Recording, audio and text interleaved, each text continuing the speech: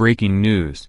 Step in the wrong direction. U.S. condemns Turkey for doubling tariffs in trade war feud. The U.S. has hit back at Turkey in the latest trade war feud, condemning it for doubling tariffs on certain imported goods and calling the action a step in the wrong direction.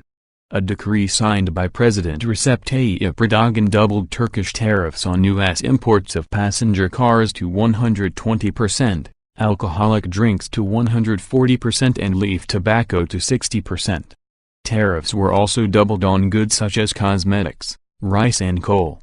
Turkey's Vice President Fuad Oktay said the duties had been raised in response to the U.S. administration's deliberate attacks on our economy.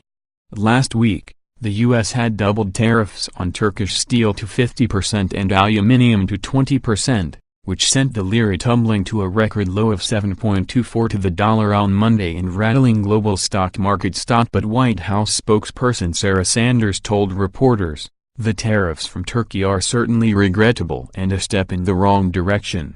The tariffs that the United States placed on Turkey were out of national security interest. Theirs are out of retaliation." Tensions between the two NATO allies have been rocked amid Turkey's detention of American pastor Andrew Brunson, who is accused by the country of backing a coup attempt against Mr. Erdogan in 2016.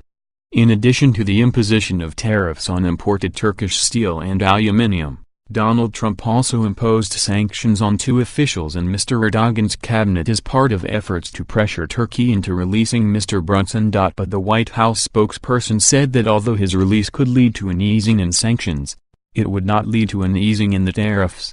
She said, "The tariffs that are in place on steel will not be removed with the release of Pastor Brunson. The tariffs are specific to national security. The sanctions, however, that have been placed on Turkey are specific to Pastor Brunson and others that we feel are being held unfairly, and we would consider that at that point." According to statistics from the International Monetary Fund, IMF, the U.S. was the fourth largest source of imports to Turkey last year, totaling $12 billion, 9.5 billion pounds, while Turkey's exports to the U.S., its fifth largest export market, amounted to $8.7 billion, 6.9 billion pounds. The Turkish government is grappling with a financial crisis amid the damaging dispute with the U.S., with the lira plummeting 40% in value against the U.S. dollar so far this year.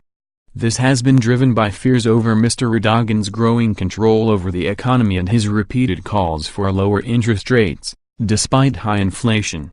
But despite the political tensions and the currency sinking to its record low on Monday, it rebounded 6% on Wednesday, strengthening to 6.0 against the dollar. The latest war of words came as Turkey's Foreign Minister Mevlut Cavusoglu revealed that Turkey is ready to discuss its ongoing issues with the U.S., as long as there are no threats made.